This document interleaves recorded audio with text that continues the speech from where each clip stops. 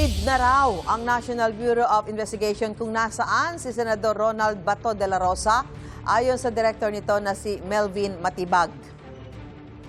In the meantime, we will suspend yung announcement kung asan talaga siya.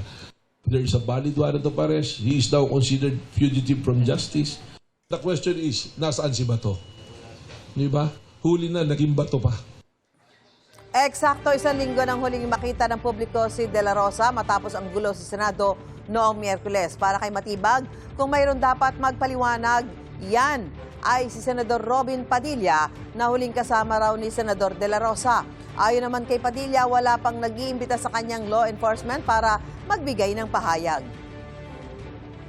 If there's somebody who is a person that should be asked, una-unang dapat tanongin si Senator Robin Padilla dahil siya yung huling kasama.